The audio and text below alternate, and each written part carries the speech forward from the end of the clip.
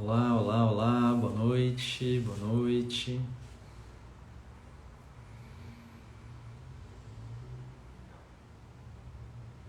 Olá, bem-vindas, bem-vindos.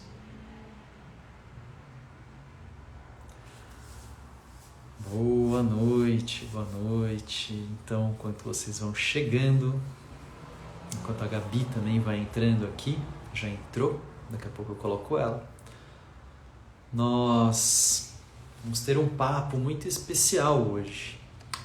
Um papo que não estava na programação, obviamente, né? E que acaba entrando de uma maneira triste, né? A gente vai falar um pouquinho sobre isso. E então vem essa vontade, esse desejo de falar sobre o Dr. Bolli, né? Falar sobre o Dr. Bolli. O Dr. Bolli está aqui, ele está permeando os pensamentos a cada instante, a cada ação. Então, desde o seu falecimento ontem,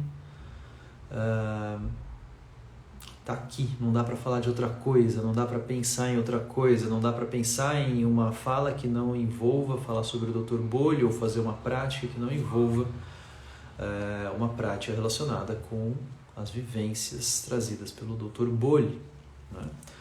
Então, assim será a nossa conversa de hoje com a Gabi. E eu vou explicar, né, o que a gente tem feito. Eu e a Gabi, a gente tem feito coisas muito interessantes e muito relacionadas também com o Dr. Bolli. A Gabi já está aqui, vou colocá-la.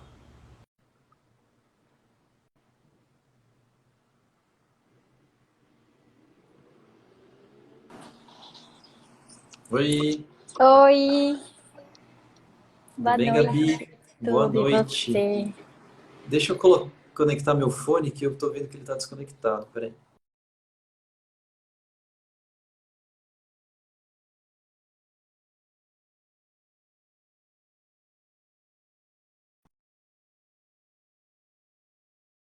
Boa noite. Eu achei que Olá. estava conectado, mas não estava. Acho que agora fica melhor para me ouvir também. Melhorou bastante. Boa.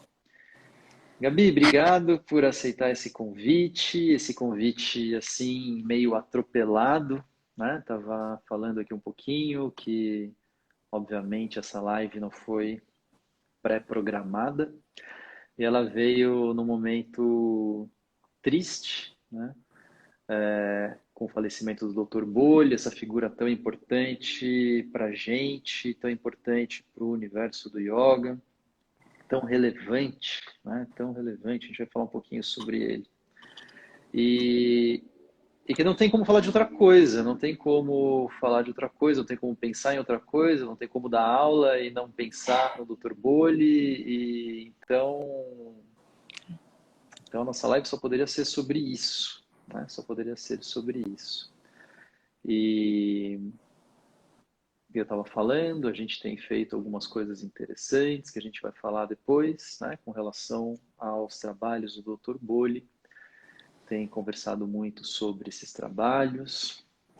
E então eu convidei a Gabi para a gente falar, né, sobre o Dr. Bolli, para ela me fazer também algumas perguntas, me ajudar, né, nessa conversa. Meu sinal não tá bom, parece, né, Gabi? Deu uma falhadinha por enquanto. Caramba, não tô tendo sorte nessas. Deixa. Bom, acho que por enquanto tá bom.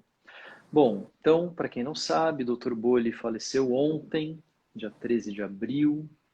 Ele teve umas complicações, teve um problema cardíaco, depois, bom, e teve junto com isso um AVC. Passou uma semana bastante mal. A gente teve muito poucas notícias, né, na verdade, mas passou uma semana ali bastante mal e aí veio a falecer ontem. Veio a falecer ontem. E a gente queria começar fazendo um pequeno momento de silêncio, fazendo uma recitação de um mantra que é recitado no início de todas as aulas do Dr. Bolli, no início de todas as aulas de quem vem dessa tradição do Instituto de Cavalhadama, que é um mantra que também é bastante conhecido por muitas pessoas que estão aqui. Então eu queria começar recitando esse mantra e a gente fazer um pequeno instante de silêncio, porque essa não é uma live qualquer, essa apesar de, né, a gente está aqui entre amigos, mas é uma live que tem algo a mais do que simplesmente uma conversa, apesar de ter isso também, apesar da gente carregar com muito prazer e com muito orgulho tudo isso que a gente pode ir carregando do Dr. Bolli. Mas é, acima de tudo, uma homenagem, é uma memória. Então, gostaria de começar com a recitação de um mantra e um momento de silêncio, tá bom? Quem souber recitar, pode recitar junto aquele mantra Sahanava Vatu, que diz que juntos possamos progredir nas nossas práticas, que não haja mal entendido, né, entre nós, que juntos possamos prosperar, que esse conhecimento que vem dessas práticas possa, né, resplandecer, brilhar em cada um de nós e que haja paz em tudo que fazemos.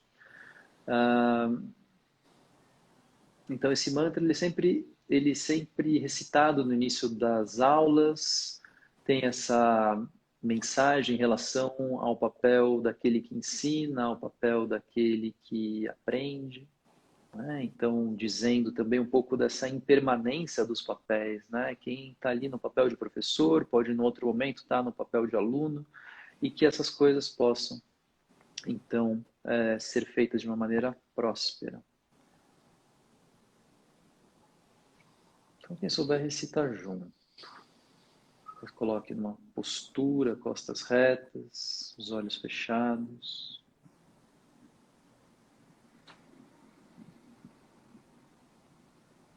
Inspire.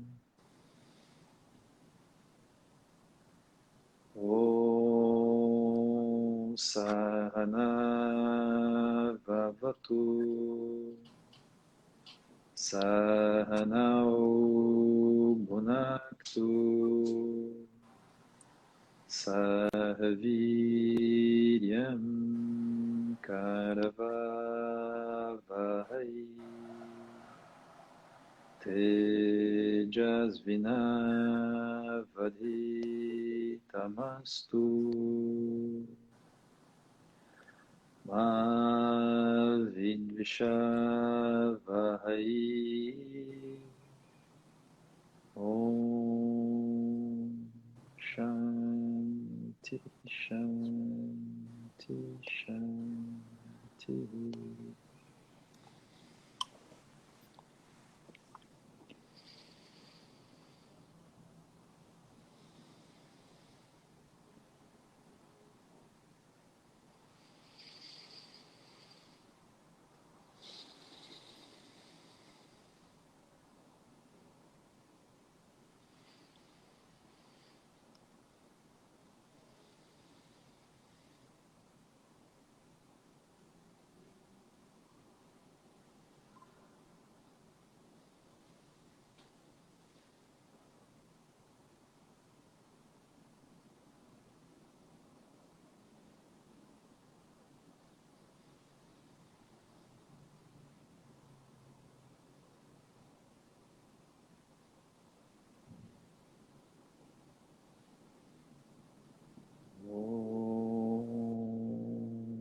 Shanti, Shanti, Shanti.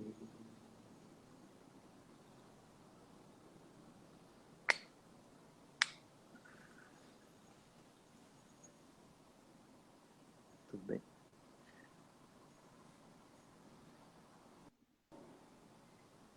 Nem sei por onde começar.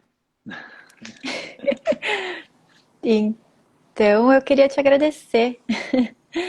Te agradecer pelo convite de me chamar. Acho que você acompanhou tudo e sabe como o Dr. Bolli era importante para mim. Então eu não sei te dizer o quanto eu estou honrada por estar conversando com você sobre o Dr. Bolli agora, nesse contexto, e com esse grande senso de responsabilidade que eu sei que a gente compartilha, né, em fazer esses projetos que a gente já vai comentar sobre em torno do Dr. Bolli. Então, muito obrigada, Marquinhos. Hoje é um dia importante para mim. Essas passagens são importantes e é bom estar aqui. Obrigada. Obrigado, obrigado, Gabi. E logo que eu pensei, então, fazer essa fala, né, essa live, essa conversa, essa homenagem para o Dr. Bolli, pensei logo em fazer com você. Não poderia ser com outra pessoa, por tudo que a gente tem feito, né, juntos, por toda essa trajetória. E, enfim, vamos ao nosso papo. Vamos ao nosso papo. Então, eu não sabia muito o que dizer. Falei, Gabi, me ajuda aqui. Vamos falar sobre o Dr. Bolli. Você é melhor do que eu nisso. A Gabi, ela tem uma editora, que é esse nome aqui, Editores Varupa. Então, tem todo Batizada esse... pelo Dr. Bolli. Batizada pelo Dr. Bolli, né? A ideia veio, inclusive, da primeira publicação, né, de um manual de práticas do Dr. Bolli, de Yoga no Bhava. E É isso mesmo. então tem toda essa afinidade com a linguagem e com essa capacidade de extrair, né, o que pode ser falado e conversado. Então, Gabi, me ajude. A gente vai conversando em torno do Dr. Bolli a partir daí. Eu acho que eu vou tirar meu Wi-Fi. Eu estou te vendo meio mal. Parece que Tá me vendo mal? deve ser. Deixa eu.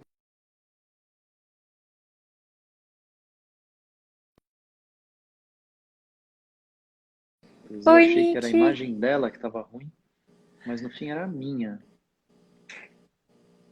Foi? Era a Eu tô te minha ouvindo bem. internet. Bom, tá bom. Você tá me vendo bem? Tô te vendo bem, tô te ouvindo bem.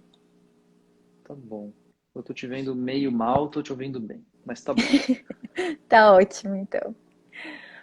E Ó, uma Marquinhos, dica aqui. Comecem por uma breve biografia. Eu acho que é uma boa forma da gente começar, né, Gabi? nossa, é uma ótima. Uma Eu, ótima eu vou fazer forma. assim, então.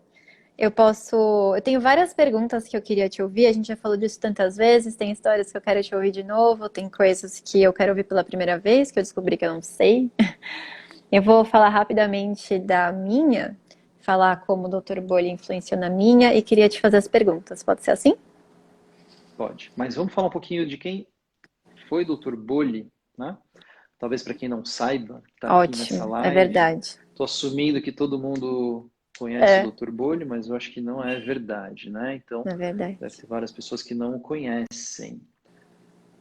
Vou falar um pouco e depois você complementa também, tá? O Dr. Bolli, então, Mukund Bolli, ele era um médico, ele se formou em medicina, não era em medicina ayurvédica, em medicina alopática mesmo, e ele foi contratado para trabalhar no Instituto de Kaivalya-Dhamma, um instituto fundado por Swami Kuvalayananda. O instituto foi fundado em 1924, começou com pesquisas científicas em torno do yoga, então foi o primeiro instituto, ou o primeiro mais relevante dos institutos a fazer, né, pesquisas científicas em torno do yoga. Então eram muitas pesquisas acontecendo, muitos aparelhos, muitas formas de medir as técnicas do yoga, e essas comprovações, essas técnicas, essas publicações iam sendo colocadas numa publicação que Kaivalya-Dhamma criou, chamada Yoga Mimamsa, né? Em um determinado momento, que eu não sei exatamente quando foi, mas eu imagino que seja na década de 50, alguma coisa assim, talvez um pouco antes, não sei, Dr. Bolli entra nesse instituto para contribuir com as pesquisas. E quando a gente pega essas publicações, Yoga Mimamsas, a gente vê uma enorme quantidade de textos publicados, de pesquisas, não só pesquisas científicas, mas também pesquisas literárias, né, feitas pelo Dr. Bolli, junto com um grupo grande de profissionais incríveis que foram formados aí no Instituto de Kaivalyadama. Bia está perguntando o nome, Kaivalyadama. Mas o Dr. Bolli ele tem uma visão muito particular, né? A gente vai falar um pouco dessa visão dele. Inclusive, ele chega nesse instituto e começa a fazer muitos questionamentos a respeito de certos aspectos do yoga, né? Apesar de ser um médico, apesar de ser uma pessoa bastante afeita às pesquisas e ao lado científico, ele também tinha esse lado subjetivo, esse lado experiencial das coisas. Então, o Dr. Bolli fica nesse Instituto de Kaivalyadama por um tempo. Em 66, morre Swami Kuvalayananda, o fundador do Instituto. O Dr. Bolli continua lá, junto com Swami de Gambardi, que foi o sucessor de Swami Kuvalayananda. Contribui enormemente, tem um número enorme de publicações. Mas, dentro dessas inquietações dele, ele então parte, né, para uma... Não sei se ele começa em paralelo enquanto ele estava no instituto, tem coisas que eu não sei, mas alguns detalhes não sei.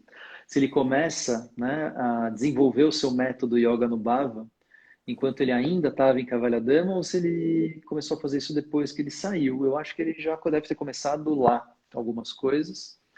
E Yoga Nubhava, se a gente for traduzir, significa yoga experiencial, ou alguma coisa ligada a isso, né?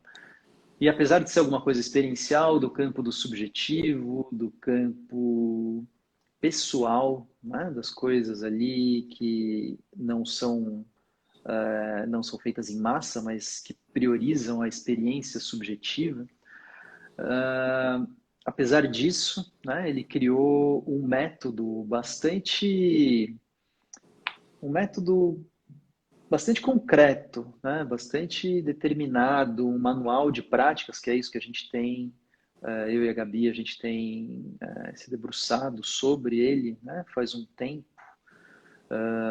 com bastante dedicação e quase uma devoção.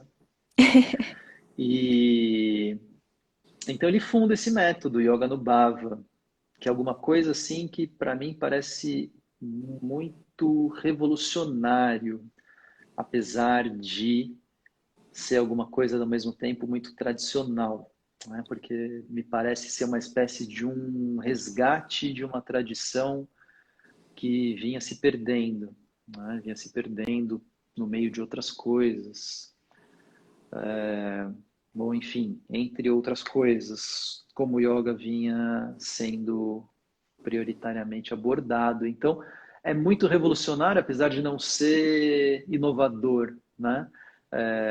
Apesar de não ser nada novo, ele não se utiliza de nenhuma técnica nova. São as técnicas do Hatha Yoga, são as técnicas das mais importantes e das mais simples, trazidas à tona, só que revividas de um jeito ali muito original, muito potente.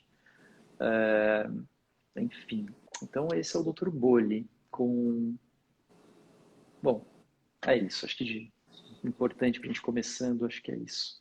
O E que a mais, técnica Gabi? dele é revolucionária, talvez justamente por ser tão tradicional, né? Ele dá um pulo para trás quando ele volta a observar a da pele para dentro, como você sempre fala, quando o yoga estava numa trajetória de ficar tão da pele para fora, né? Acho que isso é muito precioso. E quando você foi falando, eu fui pensando também em toda essa relação que ele tem com a ciência e com a literatura tradicional. Sem querer dar spoilers desse nosso manual. Ah, desculpa, o Neru.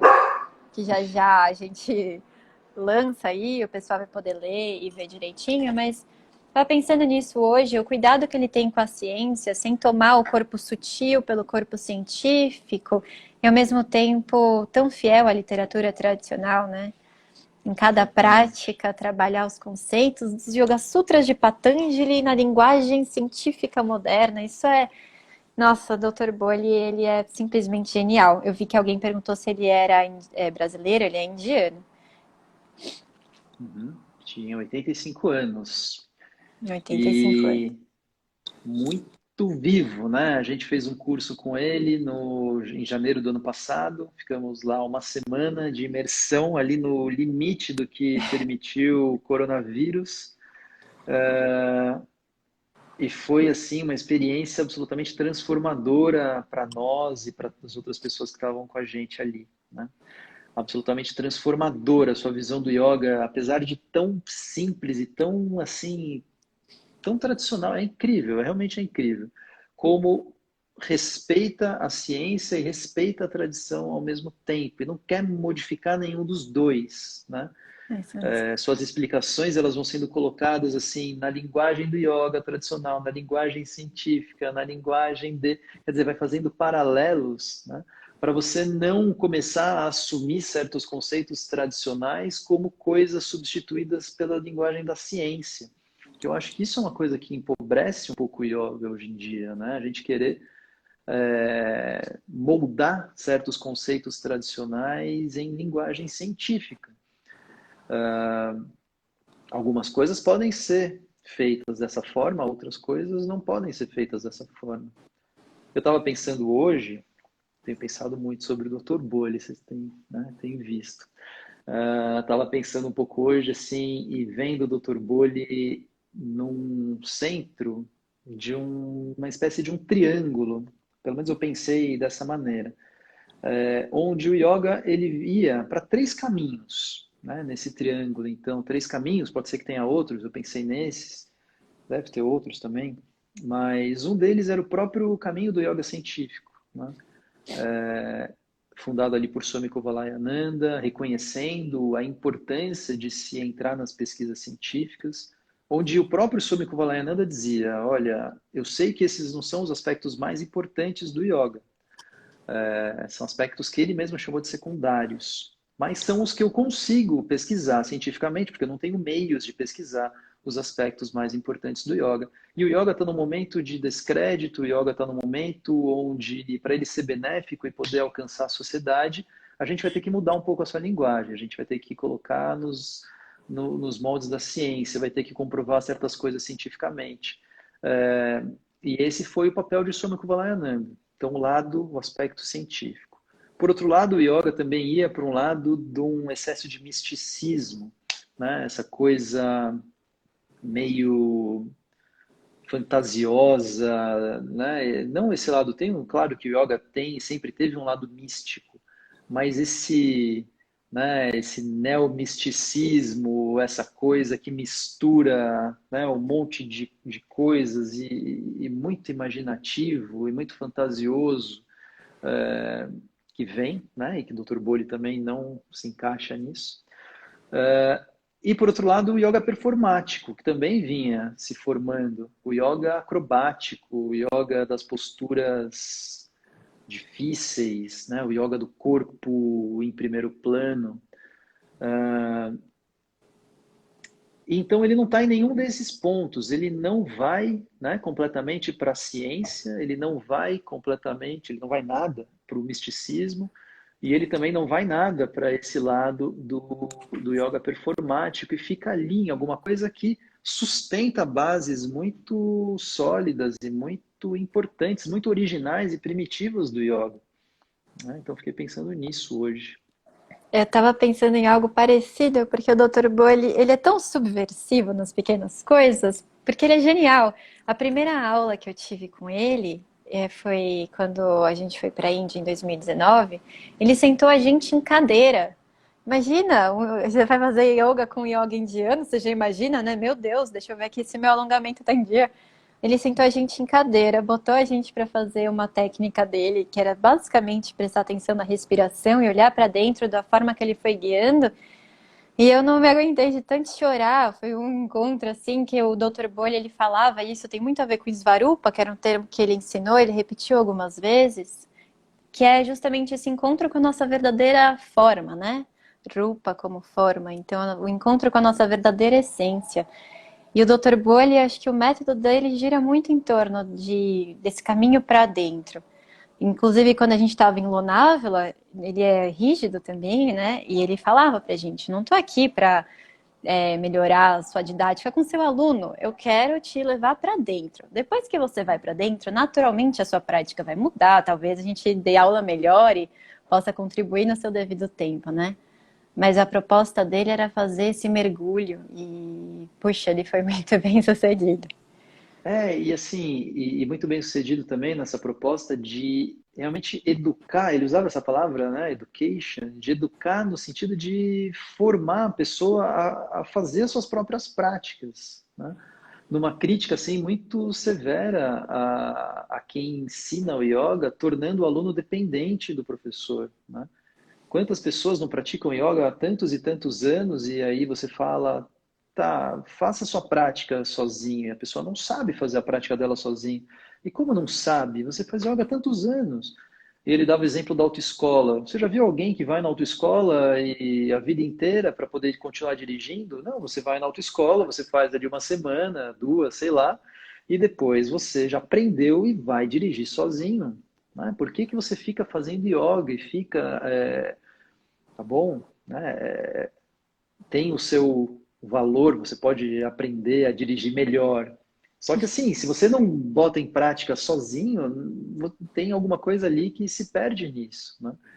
Então, muito bem sucedido também nesse sentido de assim, de tornar as pessoas independentes dele, né?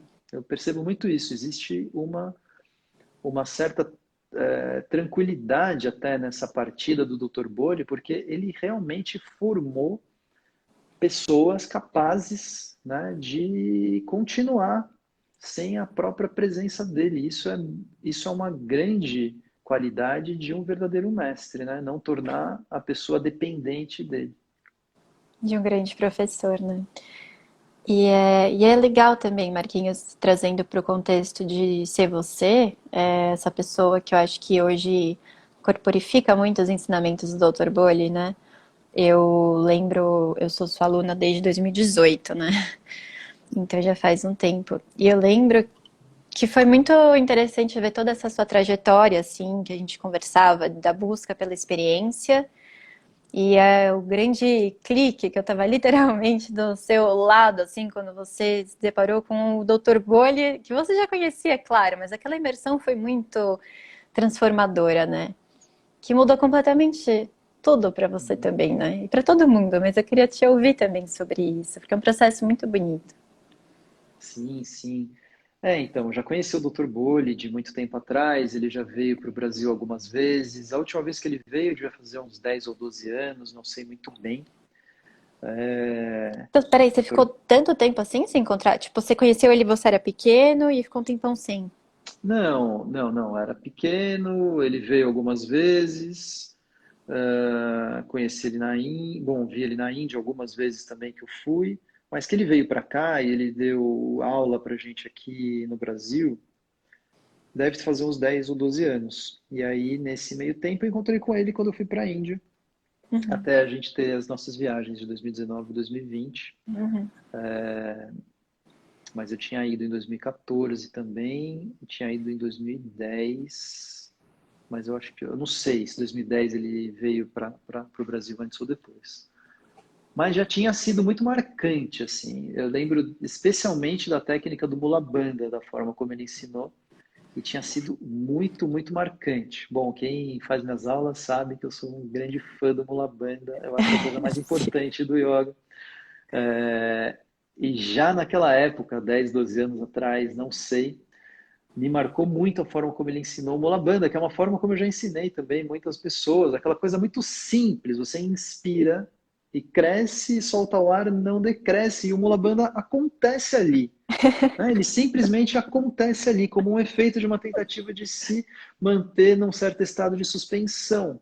Aconteceu o Mula Bandha, você não precisa fazer o Mula Bandha, né? Então, assim, eu acho que o ensinamento do Dr. Bori, ele passa muito pela forma, assim, por uma constatação quase pasmática, né?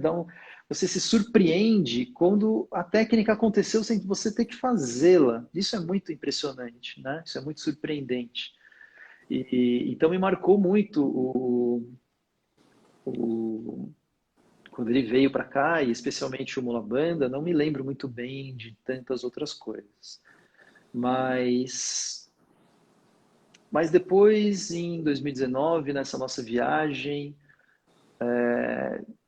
eu acho que eu já estava, né, numa busca desde que comecei. com as práticas, né, junto com o Beto Profeta, que muitos também aqui conhecem, onde a gente colocou os bandas e os mudras no centro das nossas práticas e no centro das nossas aulas. Quando eu fui para lá, e de novo em 2019, ouvindo o Dr. Bolho, falei, nossa, tem muita coisa aqui que eu preciso, que está dialogando com o que eu tenho feito, e, mas de uma pessoa que tem uma vida inteira dedicada nisso, né? Parece que ele está falando uma língua que é o que eu estou procurando. Que foi o que motivou, né? Então, a organizar esse curso, sei lá como a gente chama, essa vivência, né? De passar uma semana lá com ele numa imersão. Então, realmente ter uma imersão, vendo, né? A gente também viu que ele fazia isso lá para os franceses, para os italianos. A gente falou, bom, a Gabi também tem Vamos um lá. dedo nisso, né? Então, vamos lá, vamos também fazer isso. E realmente é uma experiência muito transformadora. Eu percebo que o que aconteceu comigo, pessoalmente, é que eu encontrei uma espécie de autorização, sabe assim, quando você se autoriza. Eu me auto-autorizei, né, a fazer certas coisas que eu vinha fazendo, a ensinar certas coisas que eu vinha ensinando, a praticar certas coisas que eu vinha praticando, a partir, né, desse contato com ele, dessa experiência vivida com o Dr. Bolho, onde eu vejo, nossa, tem algumas coisas aqui que realmente fazem parte da vida de uma pessoa que está aí há, sei lá, 60, 70 anos se dedicando ao yoga. Então, assim, é isso, assim, é alguém com muita autoridade, não autoridade Formal, né? dessa Autoridade autoridade interior. formal, É, autoritária, é. mas com muita autoridade interior e com muita experiência. E aí você vê, nossa, parece que dá uma tranquilidade, assim, tá, então acho que é por aí mesmo que eu Tô no quero caminho ensinar. certo, né? Acho que é bem por aí mesmo que eu quero. Algumas coisas se adaptaram do jeito que eu vinha fazendo. Eu acho que eu passei a fazer as coisas de uma maneira mais sutil, uma maneira mais, né? Até esse nome, a potência da sutileza na prática do yoga, que eu tenho usado de vez em quando, é um nome que surge a partir daí. Eu acho que eu usava mais vigor, mais força. Começo com, a partir do Dr. Bolli, a usar tentar usar, né, essa forma que ele nos ensina de mostrar as coisas acontecendo. E para mostrar as coisas acontecendo não precisa e nem deve ter muita força ali. Então, assim, uma sutileza, né, uma simplicidade, uma sutileza que ele ensina. E isso é uma coisa que me transformou bastante. É, isso é muito engraçado também, porque o Dr. Bolli, na verdade, essas coisas que você falou, esses eventos que foram conduzindo, eu penso muito nisso, né? Os eventos que foram conduzindo a gente tá onde a gente estava em 2020 para poder ter essa chance única, assim. Não sei se você lembra, mas na verdade a Pauline, né, que é uma discípula de muitos anos do Dr. Bolli, foi muito pivô nessa história, porque foi ela que agitou o Dr. Bolli para mandar os textos para a gente, que agora é uma grande chance da gente divulgar esses ensinamentos dele para tantas pessoas, porque senão provavelmente teria ficado com a gente lá em janeiro de 2020. Mas você me apresentou a Pauline porque ela tinha pisado no cocô de vaca. E ela precisou limpar o sapato no meu quarto. E aí eu fiquei amiga Eu da falei, Gabi, Pauline. vai lá resolver isso. Daí eu fui resolver com a Pauline. E ela era incrível, uma senhora francesa, toda independente, que amava a Índia e visitava, passava 3 meses por ano lá com o Dr. Bolli. E ela tinha uma visão fantástica. E todas aquelas experiências foram muito transformadoras, né? A experiência dele no orfanato, que tinha essa relação do Dr. Bolli com o orfanato. Uhum. Nossa, foi realmente muito uma sincronicidade assim tenho muita gratidão por ela e hoje honestamente eu não lembro como eu fazia yoga antes do Dr. Bolli. Eu não sei fazer yoga sem o Dr. Bolli, eu não sei fazer yoga sem prestar atenção nos eventos internos, eu não sei mais fazer isso. Difícil. É um caminho sem volta, eu tenho dito isso. É um caminho sem volta. É uma coisa que não tem como voltar. É tipo assim, você vê uma coisa que te transforma, você entra em contato, sente alguma coisa, não tem como desver, dessentir, não tem volta, não tem como. E eu lembro sempre também de você, mesmo antes de eu ir para a Índia, em 2018, você falava isso, que é uma coisa que eu falo até hoje, penso até hoje, né? Criar as condições para que a meditação aconteça, era o que você falava nas suas aulas. E acho que a gente encontra muito isso no sistema do Dr. Bowley, né? E aí também tem essas categorias mais sutis que ele trabalha, que você usa bastante também, que eu acho muito interessante, de prana, vayu, essas coisas que você internalizou e ressignificou junto com ele, né, na sua prática e nas suas aulas. Exato. Uma coisa muito marcante que o Dr. Bowley contou e que mostra assim essa diferença dele em relação às pesquisas científicas, onde você vê que ele não está totalmente imerso nisso. Ele contou para a gente um evento, né, que ele entra lá no Instituto de Carvalhadama e ele recebe 30 anos de pesquisas de pranayamas, 30 anos de muitos dados tabulados, com muitas medições de níveis de oxigênio, de níveis de gás carbônico, de tempos respiratórios, de volumes respiratórios, muitas coisas ali. E, e aí ele dizia, né, ele disse para o Swami de Gambarji, ele falou, mas cadê o prana nisso? Né? Cadê o prana nisso? Pranayama, se a gente não vai falar de prana, assim, do que a gente está falando? Ah, é muito interessante tudo isso, mas assim, cadê o prana nessa história? A gente está deixando alguma coisa de lado. E é aí, né, e assim, pelo menos dessa forma como eu me lembro, como ele contou isso, é aí que o Swami de Gambardi fala, você vai ter que desenvolver então o seu próprio caminho de busca disso. Você vai ter que desenvolver o seu método, então, de fazer as pessoas terem acesso a isso. Porque realmente não vai ser pela ciência, não vai ser aqui que você vai encontrar essas coisas. Ele estava lá com aquele monte de dados tentando encontrar certas coisas e Swami de Gambardi, segundo ele, diz isso. Não, o que você está procurando não está aqui. Você vai ter que desenvolver o seu próprio caminho.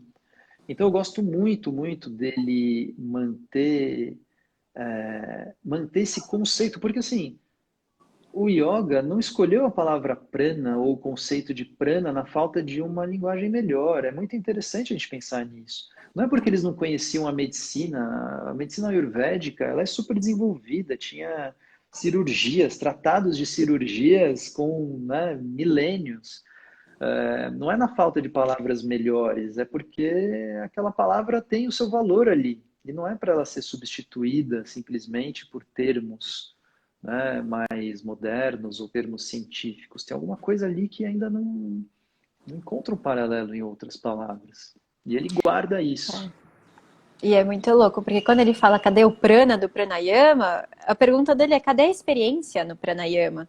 E a mesma coisa que ele fazia a provocação, né? Pranayama, quando a gente acha que é um monte de exercício respiratório, fecha aqui, abre ali, faz assim. E para o Dr. Bowley, prana é expansão de ayama como expansão e prana, que ele traduz audaciosamente como consciência, né? Com conhecimento, expansão do Conhecimento. conhecimento. Isso é muito poderoso. Eu lembro dele falando uma coisa parecida sobre a tal da competição de asanas que o governo da Índia instituiu, né? E ele falava: ah, então você faz uma competição de asanas. Quem faz mais asanas? Mas e aí? O que você sentiu em Bhujangasana? O que você estava fazendo? Como foi a sua experiência? Nada. É ginástica. Então tem essa potência da sutileza da pele para dentro. Ele está interessado nos eventos internos, que é a essência disso tudo, né? Ele falava muito isso mesmo, né? Uma das coisas mais marcantes. Qual é o conhecimento que você adquire dessa técnica? Qual é o conhecimento que vem? E a gente ficava olhando, conhecimento, mas que estranha essa palavra, né? É uma palavra que sempre assim, sempre me deixou ali um pouco intrigado. Ah, what kind of knowledge, né? Que você... E foi, caramba, conhecimento, que estranho. Sempre achei uma palavra meio inadequada, assim. Até um certo momento, porque essas aulas que têm rolado também de yoga online, com um grupo incrível de pessoas, muitas dessas pessoas aqui presentes na nossa live, e ajudando muito por meio dos seus relatos a construir realmente o entendimento do que tem sido feito. começa a me fazer muito sentido essa palavra conhecimento. Começa a me fazer muito sentido quando a gente fala de uma anatomia sutil, de uma fisiologia sutil. A gente está falando de coisas que não existem no corpo, né? Você vai abrir, vai fazer uma autópsia, não vai encontrar o prana, não vai encontrar os nadis, não vai encontrar os chakras. E então o que são essas coisas? Elas são percepções, mas elas são percepções transformadas em conhecimento, né? Essas sensações, elas só existem, ou, em outras palavras, o prana percorrendo o corpo, os nadis, essa estrutura sutil, invisível, ela só existe se ela faz parte de uma espécie de percepção transformada em conhecimento nosso, senão ela, o que ela é? Ela não é nada. Ela não é nada, ela não faz nenhum sentido, né? Se for só para manter o corpo vivo, tá bom, a gente vai dizer o prana, essas funções vitais, tudo bem, né? O prana está aí, mas se ele não é transformado em conhecimento, a gente não faz nada com ele. O yoga não é só uma constatação de que estamos vivos e de que há prana circulando no nosso corpo, assim como há em todos os animais, né? Mas assim, o que a gente faz com isso? É um processo de reconhecimento e de manipulação dessas forças. Então, a primeira coisa é, de fato, transformar isso em conhecimento, reconhecimento, percepção, para você poder pegar nisso. Como é que você pega numa coisa tão impalpável? Alguma coisa nesse sentido. Tanto é que o título do livro dele é isso, né? Yoga experiencial para o autoconhecimento. É o conhecimento experiencial direto das suas observações. Então, que a gente estava falando disso, né? Não imagine, você até escreveu sobre isso, não imagine e não visualize, é o que você experiencia. Então, eu quero pôr a mão nas minhas costelas e perceber meus movimentos respiratórios. Não percebo? É conhecimento experiencial de mim. É o que a gente também já falou, a nossa respiração carrega a nossa história, os nossos padrões, os nossos condicionamentos, as nossas memórias. Quando a gente observa, a gente não, nessa abordagem absurdamente genial do Dr. Bolli, não tem um movimento ali, não perceba um movimento ali, é o que ele vai chamar de caminho de vaio bloqueado, caminho de prana bloqueado. Isso é tão potencialmente genial que, puxa vida, é muito bonito. Dá até uma saudade do Dr. Bolli. Quando as publicações vão sair em breve, né, Marquinhos? Estamos trabalhando duro para sair em Quando a gente breve. começou, Gabi? Começou em 2019 já? A gente estava no Quando carro, foi? foi em 2019. Tava eu e você com a Pauline, essa discípula francesa, no carro. E aí eu perguntei pro Dr. Bolli se ele acreditava em Deus. Eu não sei se você lembra desse dia. Né? Aí o Dr. Bolli, daquele jeito dele, falou: Claro que eu acredito em Deus. Todo indiano acredita em Deus. Olha esse trânsito. Aí tinha vaca, macaco, rickshaw no meio da rua. Aí eu falei, mas doutor Bolli, me dá alguma coisa pra ler. E ele não falou nada, porque ele é todo modesto, né? Aí a Pauline falou, Boledi, tem o seu livro e tal. E aí na hora eu olhei pra você e falou, vamos traduzir. Então oficialmente a gente começou em janeiro de 2019. Eu fiz uma primeira versão em dezembro de 2019 e mandei pro grupo que ia fazer a imersão. E depois que a gente voltou, a gente começou a revisar. Uhum. Então, Verdade. 2 A gente anos aí passou de esse trabalho. ano, 2 anos de trabalho, um ano trabalho só seu, depois esse último ano a gente fazendo essa revisão juntos. Estamos nos finalmentes, né? Falta pouquíssimo, já tem até capa. Tá lindo. E tá muito bonito, é incrível, é muito precioso, logo vai estar publicado aí pela Svarupa. E a Svarupa, conta a história da Svarupa então, que você resolveu criar a editora, muito influenciada pela própria publicação desse livro, né? É. Porque o que aconteceu é que eu trabalhava com outra coisa, eu era advogada, você me conheceu, naqueles tempos, e eu sabia que eu estava muito no lugar errado, mas eu também não sabia para onde eu queria ir, eu não sabia o que eu queria fazer. E aí, quando eu voltei da Índia esse ano, depois dessa imersão com o Dr. Bolli, eu tinha muita certeza que eu precisava fazer alguma outra coisa. E aí foi muito ele que me colocou nesse lance da editora. Eu já tinha traduzido, falei, puxa, vou procurar outra editora para traduzir e criar uma editora. E foi o primeiro texto que eu traduzi de yoga, né, na vida. Já tinha traduzido outros de direito, menos legais.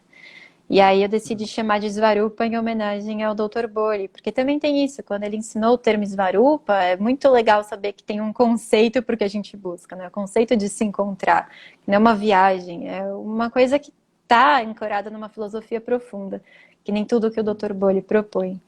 Então foi por aí. O Dr. Boli foi muito essencial na minha vida, não consigo nem dimensionar, assim. O que que você tem de mais marcante aí, Gabi? Assim, porque você tem dado aulas de yoga, você começou a dar aulas depois de ter feito o curso com ele, né? Antes de fazer o curso, você não dava aula ainda, você começou faz pouco tempo e já veio totalmente, então, influenciada, né? Por por essa imersão, por essa abordagem. E como é que você vê as suas aulas sendo influenciadas? Como é que você tem feito isso? Eu comecei toda essa jornada porque eu queria entender a filosofia do yoga. E aí eu descobri o IEP e foi maravilhoso. Um amigo meu que tinha feito formação com vocês me falou. E aí eu fiz o curso de formação como professora para conhecer um pouco mais, porque às vezes em aulas de yoga que eu estava acostumada aí, a gente não tinha nada da filosofia, nada de explicação, nada mais assim. Era só uma aula e muito focada no corpo e acabava. E eu queria saber da filosofia. Então, eu não tinha planos de dar aula. Quando eu percebi que eu precisava fazer uma mudança na minha vida para seguir algum caminho que eu queria que fosse pela yoga, pela tradução e tal, aí comecei a dar aula também, porque eu acho que essas coisas são muito complementares, né? E eu acho que é esse desafio que acho que talvez alguns professores de yoga se vejam às vezes, de talvez essa abordagem. Marquinhos, o Dr. Bolli falava muito isso pra gente nos primeiros dias. O que ele ia ensinar pra gente não era útil. Então, às vezes, tem essa sensação, assim, de, tipo, útil no sentido de utilitarista para esse mundo que está sempre interessado em ser produtivo, em ficar mais forte, mais bonito, mais para Exatamente. fora. Ele ensinou um yoga inútil e só é útil para da pele para dentro. Então, isso restringe um Exatamente. pouco. Ele falava: Isso vocês não vão usar para nada nos seus trabalhos, isso vocês não vão conseguir ganhar dinheiro. Toda a educação é montada", e ele repetia isso toda hora, né? Até revoltado, assim, meio ranzinza com isso. Toda a educação é voltada para arms and legs, né? Então tudo é pernas e braços, você vai fazer os seus esportes, é assim, e tudo é assim.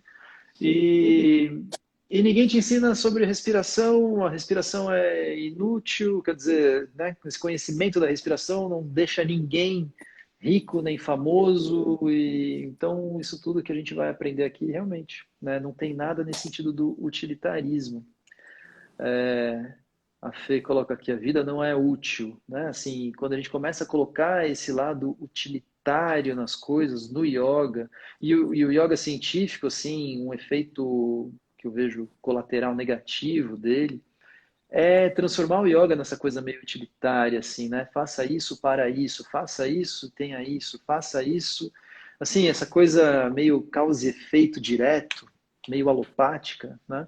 É, Isso é uma coisa assim que eu vejo com um pouco de preocupação, mas bom, que funciona em algumas vezes também, mas a gente não pode parar nisso, né?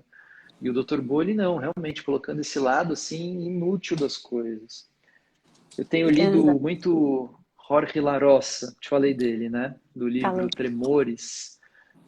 Também tenho falado aqui para as pessoas que aqui estão, várias pessoas que têm feito as práticas, até nas lives e tal, tenho lido.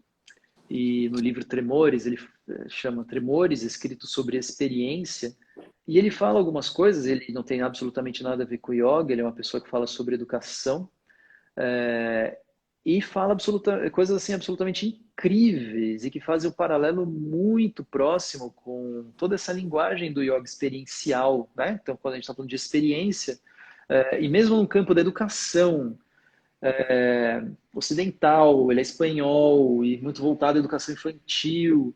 E o Dr. Bolli lá na Índia, falando de educação do yoga, mas assim, a própria forma de falar de educação, os dois, e experiência, os dois, faz com que as coisas sejam absolutamente comuns nesse sentido, dizendo que não é útil, a experiência não é útil para nada, a experiência não serve para nada, é inútil. E dizendo também uma outra coisa, que a gente já falou um pouquinho aqui, sobre esse fazer da experiência, né? Onde ele diz que o fazer da experiência é um fazer entre aspas, porque é um fazer que, na verdade, você não está fazendo, você está deixando, é um fazer que tem a ver com sofrer a experiência, tem a ver com Testemunhar. testemunhar, deixar acontecer. E ao mesmo tempo que ele é um fazer entre aspas, ele não é totalmente passivo, porque se você não tem a atitude, essa atitude de quem testemunha, ou de quem ali, de quem permite ao acontecimento acontecer, né, ele também, a experiência também não é possível. Então é muito interessante esse fazer do Dr. Bolli e esse fazer que La Roça coloca, porque é um fazer, mas é um deixar acontecer, mas ao mesmo tempo não é passivo, e você é totalmente protagonista nisso, mas, sabe assim, aquela coisa totalmente paradoxal, é muito incrível. Que é um estado que só que o Dr. Bolli fala de um jeito, né? Porque ele sempre insistiu muito com a gente de ser o testemunha, drastu, drastá, que ele falava pra gente. E é isso, a gente já conversou sobre isso também, de fazer uma técnica e olhar o efeito. Porque, por exemplo, o que o Dr. Bolli colocava eu faço um kapalabhati olhando para o meu abdômen, eu não vou perceber o efeito que tem na minha testa. Então, eu acho que tem isso também, que o Dr. Bolli faz com muito carinho, muita genialidade. Eu tenho um efeito esperado para aquela técnica, mas a experiência é única, né? E cada um vai ter a sua. E ele ia trabalhando com aquilo. Sobre yoga e ciência, eu estava até lendo esses dias desse senhor que no século XX, lá na Índia, queria achar os chakras, foi lá e dissecou um corpo para achar os chakras, não Uhum. achou, e jogou todos os livros dele no rio, queimou, ficou super chateado. Eu acho que o Dr. Bolli, ele tem uma conciliação entre a ciência e a tradição que eu vi pela primeira vez nele, assim, com muita genialidade nele, desse jeito. Ah, e aqui tem um perguntando, Marquinhos, talvez seja legal explicar para não ter, como a experiência não serve para nada. Acho que é legal você Eu falar vi para essa que serve. pergunta, eu vi essa pergunta e ia comentar sobre ela. É claro que ela serve, é claro que ela serve. Só que ela só serve se a gente sair da lógica utilitarista, porque se a gente ficar procurando para que serve a experiência dentro, né, da minha profissão, para ganhar dinheiro, para as coisas, né, que fazem ah, o mundo moderno girar, a gente não vai encontrar muita coisa, né? E aí talvez realmente não sirva para isso, né? Não sirva para isso, mas vai servir para quê? Vai servir para aquilo que é o mais importante do nosso ser, né? Então serve muito, mas não está a serviço desse mundo moderno capitalista, né? Está a serviço de outras coisas, está a serviço de outras coisas, assim como a gente pode, e eu gosto sempre de fazer esse paralelo quando perguntam para que serve a experiência, para que serve o yoga, né? E eu gosto mais de comparar a pergunta do para que serve o yoga com para que serve a poesia, para que serve a arte, É né? isso. Para que serve? Não serve para essas coisas utilitárias, né? Das coisas do mundo prático. Não serve para o mundo prático, Mercadológico, né? Uhum, mercadológico. total. E La Roça fala muito disso também, do praxis, né, da prática. Então, assim, o conhecimento, e também é muito incrível. A gente tem que fazer, acho que em algum momento, um paralelo. Vamos fazer isso, Gabi, colocar na lista dos projetos. Fazer um Vamos. paralelo com o método do La Roça, porque ele fala exatamente sobre essa questão de qual é o tipo do conhecimento, então, que vem da experiência.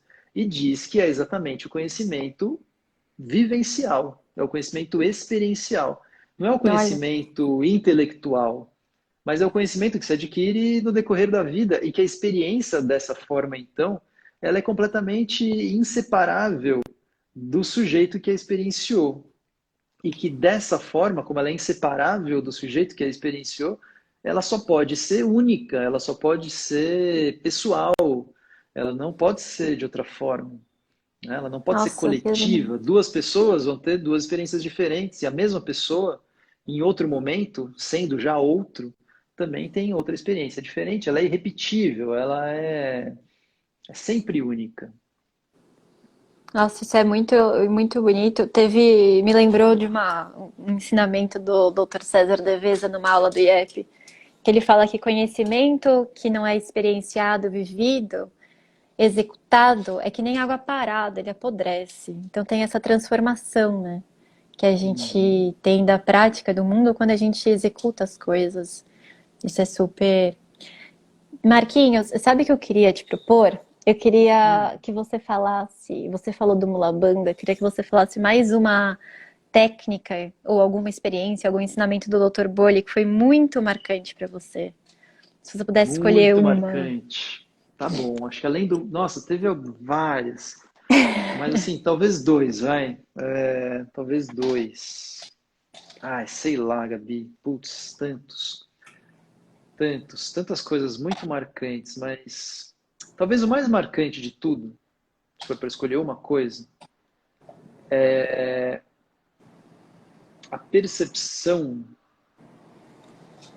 a percepção por um ponto de vista bastante concreto e bastante prático, bastante experiencial, dessa espécie de substância que o yoga chama de prana, né?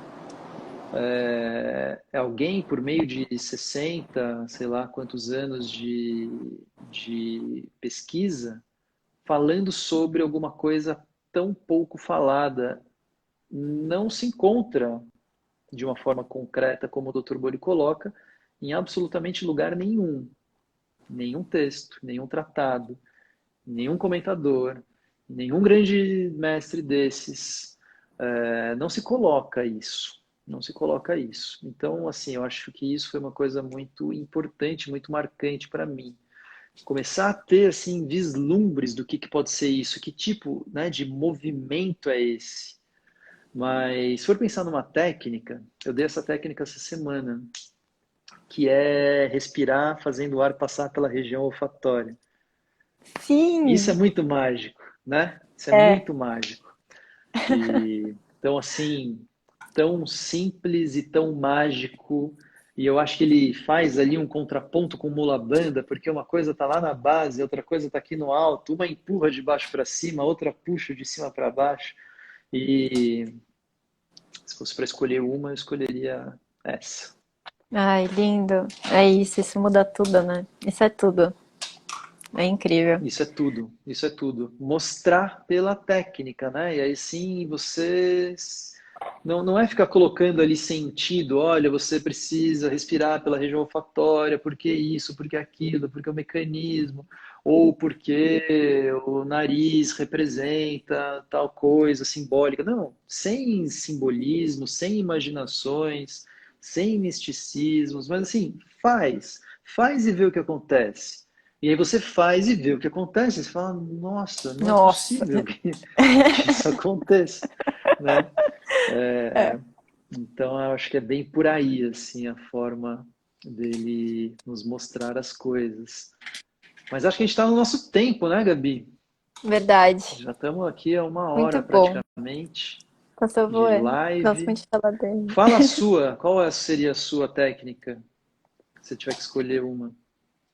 Puxa vida. Essa da sobrancelha, né? Incrível. Tem uma técnica que me marcou, que é a técnica do Hansa, por incrível que pareça. Uma coisa que mudou Hum, muito. Eu achei muito bonita para quem não conhece, porque eu não conhecia, uma técnica que tá nos textos, mas ela é meio obscura, né? Não se usa tanto. Essa ideia de que todo ser vivo, ao respirar, entoa um mantra, naturalmente. Então, quando a gente inspira e quando a gente expira, a gente está naturalmente entoando Ram, So, e a gente inverte, então fica Soham. Sendo que, como o doutor Bolli explica, Soham é um termo das Upanishads que significa eu sou isso, e isso sou eu. E quando o doutor Bolli explicou, ele falava o que está fora, o que está dentro, onde você começa, onde termina o mundo.